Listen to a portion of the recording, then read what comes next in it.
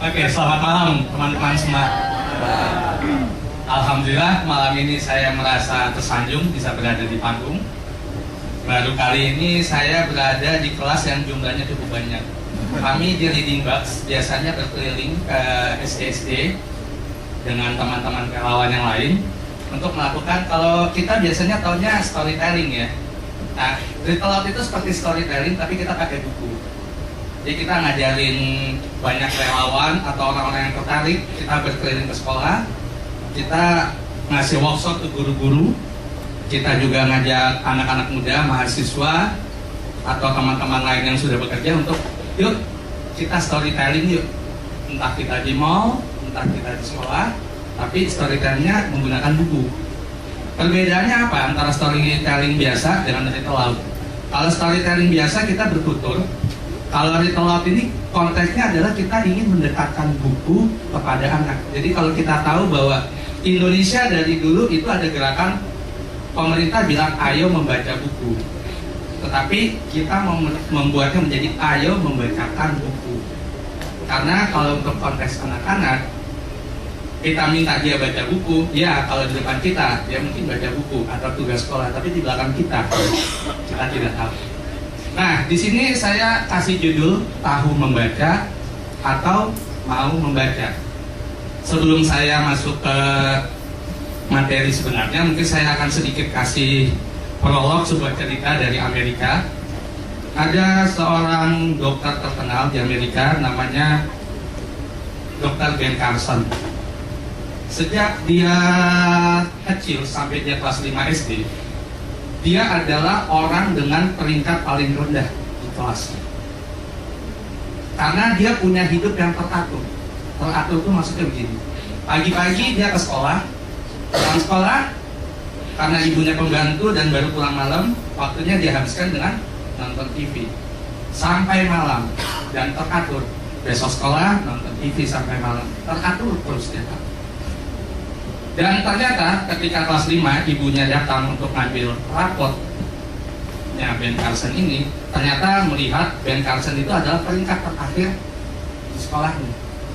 Apa yang dilakukan oleh ibunya? Dia panggil Dr. Ben Carson. Mungkin ini kayak bahasa Indonesianya, Ben, kamu kayaknya bisa dapat nilai yang lebih tinggi dari itu. Ibu percaya. Padahal ibunya ini baru kelas 3, cuma lulusan kelas 3 SD. Ibu ingin kamu bisa dapat yang lebih tinggi dari itu. Tetapi ibunya itu tidak sekedar ngomong. Apa yang dilakukan ibunya? Ibunya akhirnya minta izin kepada majikannya. Jadi setiap hari ibunya minta izin 1 jam selama seminggu 3 kali untuk menemani Ben untuk datang ke perpustakaan umum daerah. Jadi dia temani Ben di situ agar memastikan bahwa Ben itu membaca. Apa yang terjadi? Ketika 1 semester nilai dia langsung melesat dan lulus SMA, dia adalah salah satu lulusan terbaik di Amerika Serikat. Sehingga dia akhirnya mendapat beasiswa dari 3 universitas terkenal, West Point, Yale, dan Stanford. Dan dengan karirnya dia akhirnya mendapat karir sebagai kepala bidang syaraf anak termuda di Amerika Serikat. Dan dia pada tahun 2008 menerima Presidential Medal of Freedom dari pemerintah Amerika Serikat. Kita lihat perubahan Ben itu terjadi ketika dia kelas 5 SD, ketika dia berada dengan nilai terendah di sekolah. Dan ketika dia kelas 5 SD, mulailah dia starting untuk membaca. Saya bisa bilang belajar fundamentalnya itu dari membaca. Saya ingin bertanya, kalau dia mulai dari 5 SD aja udah sehebat ini, bagaimana kalau dia mulai dari kelas 1 SD? Bagaimana kalau dia mulai dari umur balita? Bukankah di kita di Indonesia ini sekarang sudah mulai banyak kursus-kursus membaca buat anak-anak balita? Apakah dengan anak-anak balita itu kita mulai lebih cepat, dia akan menjadi lebih hebat dari Ben Carson? Pertanyaan saya, Apakah semakin cepat seorang anak membaca, akan semakin banyak yang akan anak baca? Saya akan bilang, mungkin dia akan lebih hebat dari Ben Carson ketika dia lebih cepat, tapi dia habis itu langsung membaca. Tapi yang terjadi adalah kita hanya berpikir bagaimana anak tahu membaca, tapi tidak berpikir ketika anak selesai membaca, apakah dia mau membaca? Itulah yang kami lakukan untuk memastikan anak tahu membaca dan anak akan membaca. Kita bertanya, berapa banyak anak Indonesia yang tahu membaca? Berapa banyak anak Indonesia yang mau membaca? Saya lihat di sini mungkin kita orang-orang yang sudah makan bangku kuliah. Saya tanya, sampai sekarang kalau kita dapat tugas dari dosen atau dari ini dan harus buka literatur, kira-kira kita masih akan mengalami kesulitan tidak? Saya melihat mungkin buat kita aja yang menurut saya agak sering membaca, saya masih cukup kesulitan ketika harus buka literatur. Ketika saya harus buka, bagaimana ini speed reading? Karena kalau kita biasa membaca, kita udah bisa speed reading. Nah, saya membayangkan anak-anak yang sudah di usia kuliah atau SMA yang tidak pernah membaca. Bagaimana kesulitan yang akan dihadapi? Nah, ini adalah saya akan berbicara tentang skor membaca negara OECD. Seperti laporan yang saya baca terakhir adalah indeks membaca Indonesia itu adalah 0,001. Jadi dari 1000 orang Indonesia hanya 1 orang yang membaca. Sedang Singapura adalah 0,45. Dari 1000 orang Singapura, 450 orang yang membaca. Perbandingan cukup jauh. Saya lihat, ini ada skor membaca yang saya coba compile. Di sebelah kiri itu ada rank dari 179. Maksudnya adalah ada 179 negara yang disurvei oleh UNDP pada tahun 2009. Indonesia berada di peringkat 87 dan tingkat melek baca kita adalah 92%. Sehingga kalau saya bilang kampanye membaca pemerintah itu cukup berhasil. Tingkat melek baca kita 92%, di atas 90%. Tetapi kalau kita lihat ke sebelah kanan, di situ ada rank 65. Ini adalah yang saya ambil beberapa negara yang menjadi anggota OECD, Organization Economic Country Development. Dari 65 negara, kita berada di 57. Apa sih yang diukur dari OECD? Ternyata yang diukur pertama adalah keinginan membacanya, kemampuan memahami bacaan, kemampuan analisa, dan di rata-rata. Tingkat melek baca kita tinggi, tetapi keinginan membaca kita sangat rendah. Kita 57 dari 65. Dan kalau perlu saya tambahkan lagi, dari negara OECD yang dari Asia, kita yang paling bawah. Sangat memprihatinkan. Itulah yang membuat kami terinspirasi untuk mengajak banyak teman ikut yuk.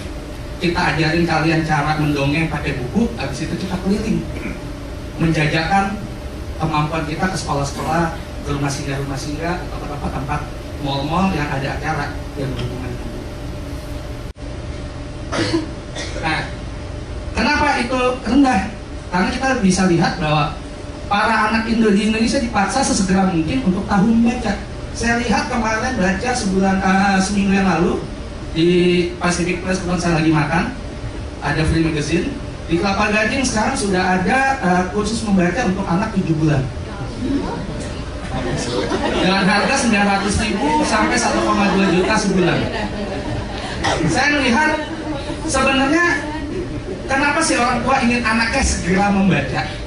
Pertama, saya cuma berpikir orang tua itu mungkin takut kalau anaknya nggak cepat membaca, dia nggak akan bisa dapat ilmu-ilmu yang akan dikasih. Tapi yang lebih besar saya lihat itu lebih ke prestis. Jadi ketika ketemu orang tua yang lain, anak saya bisa baca loh, udah 4 tahun. So what? Saya bilang gitu.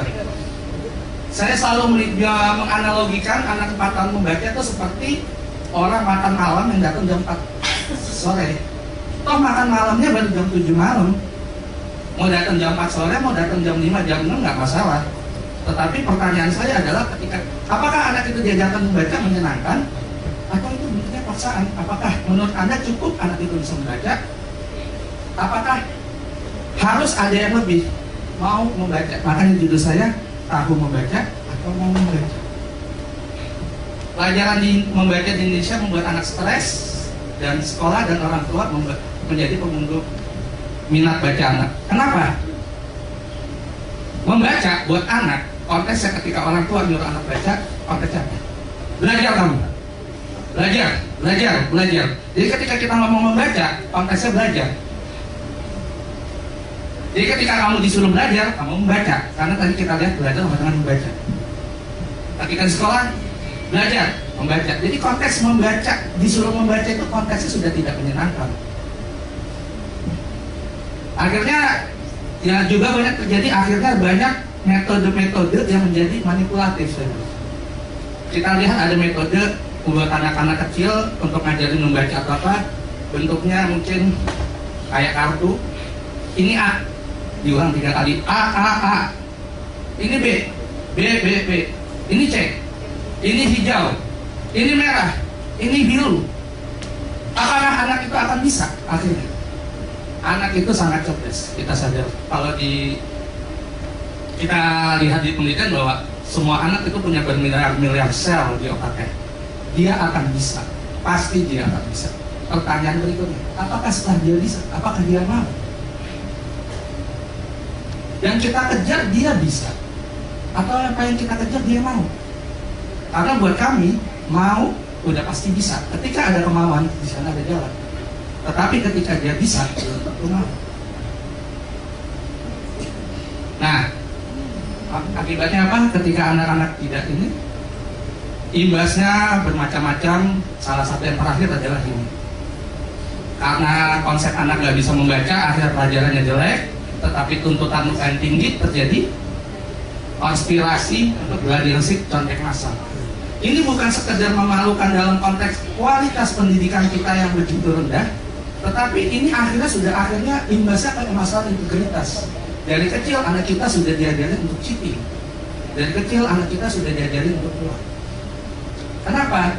Karena kita sadar anak kita tidak punya kualitas, tapi kita ingin nilai anak kita baik. Ini yang menjadi dasar pemikiran bahwa hal yang pertama menurut kami fundamental yang harus dibenarkan adalah bagaimana menumbuhkan minat baca. Karena ketika sudah menumbuhkan minat baca, hal-hal yang berikutnya itu akan ikutin semua. Nah, saya akan mencoba kasih contoh di Finlandia. Finlandia adalah sebuah negara kecil, tetapi sudah 20 tahun terakhir ini dia adalah negara dengan tingkat pendidikan tertinggi di dunia. Tadi kita lihat di skor OECD, dia selalu berada di 3 besar, kalau tingkat 1, 2, dan 3. Finlandia ini adalah menurut survei pembaca paling baik dan skor rata-rata teratas. Dan apa yang kita lihat menarik, anak Finlandia itu baru diperkenalkan kepada industri membaca formal pada usia 7 tahun. Jadi tidak ada kursus membaca buat anak di bawah 7 tahun di sana. Bahkan yang saya tahu ini, tapi saya katanya sampai ada undang-undang kalau ada kursus membaca anak 7 tahun itu bisa dipidanakan. Tetapi bukan berarti anak-anak itu tidak tahu membaca. Di sana orang tua sudah membacakan buku pada anaknya seperti ini. Sehingga ketika dia masuk industri formal, anak-anak ini akan jauh lebih siap. Jadi menurut kami di Reading Bugs bahwa yang paling penting bukan target anak bisa membaca, tapi bagaimana memberi pengalaman yang menyenangkan kepada anak saat waktu membaca. Bayangkan ketika ada orang tua yang 8 jam satu hari bekerja atau 4 jam satu hari nonton sinetron, tetapi hanya kita kemudian tagline kita adalah apa? 10 menit bacakan buku untuk masa depan putra putri Anda. 10 menit. Dan kita menurut penelitian di buku itu, ketika kita sudah 10 menit membacakan selama 2 tahun, anak itu tidak perlu diajarkan B ketemu A, C ketemu A, C. Otomatis ketika kita ada teknik recall, ketika kita membaca, kita tunjuk hurufnya, dia akan bisa merangkai sendiri. Itu yang kita sebut dengan reading magic. Dan itu sudah ada penelitiannya. Jadi buat kami itu waktu membaca yang menyenangkan itu sangat penting dibanding hanya targetnya anak bisa membaca. Kenapa? Karena secara psikologis bahwa manusia akan melakukan segala sesuatunya yang menyenangkan berulang-ulang. Kalau kita senang makan sesuatu dan kita tanpa disuruh pun kita akan lakukan berulang-ulang. Kalau kita senang nonton sesuatu atau mendengar musik sesuatu, tanpa disuruh pun akan melakukan berulang-ulang. Tetapi kita tidak suka sesuatu, dipaksa pun kadang-kadang kita nggak mau melakukan. Bayangkan kalau membaca sudah menyenangkan, tanpa disuruh, anak akan melakukannya berulang-ulang. Dan semakin sering anak membaca, akan semakin mahir membaca. Karena apa? Menurut kami, membaca itu bukan sekedar pengetahuan. Membaca itu adalah keahlian atau keterampilan. Saya bilang, banyak kan anak kuliah masih bermasalah ketika ngerjain paper saat harus membaca. Tapi bagaimana kalau mereka sudah terbiasa membaca? Jadi semakin ketika itu menyenangkan, akan dilakukan berulang-ulang, semakin sering dilakukan, dia akan semakin mahir. Bayangkan seandainya kegiatan membaca menjadi suatu kegiatan yang menyenangkan untuk kamu. Semakin banyak anak membaca, semakin banyak anak akan tahu. Semakin banyak anak tahu, semakin cerdas diri mereka. Semakin cerdas diri mereka, semakin mereka mencintai sekolah atau belajar. Semakin mereka mencintai sekolah atau belajar, praktis semakin tinggi dia didapatkan. Jadi kira-kira masalah UN yang tadi digadel itu otomatis akan tersolusikan. Nah, harapan saya untuk pelajaran membaca, karena itu fundamental. Pertama adalah kita harus bikin pelajaran sekarang membaca juga menyenangkan. Biarkan anak belajar membaca secara alami. Orang tua dan guru berperan aktif dengan membacakan buku secara rutin pada anak, baik di rumah maupun di sekolah. Kita letakkan bermain sambil belajar pada tempatnya, bukan belajar sambil bermain. Dan ini harapan saya yang terakhir. Ini sebenarnya sebuah curhatan dari guru TK. Pak, kami diwajibkan buat anak TK membaca karena di SD sudah harus membaca. Saya harapkan aturan itu dihilangkan sehingga TK benar-benar dikembalikan ke tahapan bermain. Terakhir sebelum saya tutup karena waktunya habis, kami selama ini termotivasi dengan kata ini, life ends when you stop dreaming, hope ends when you stop believing. Kami selalu berharap, kami tetap mau menjadi pemimpi dan kami selalu berharap sehingga kami tetap hidup. Terima kasih. Wassalamualaikum warahmatullahi wabarakatuh.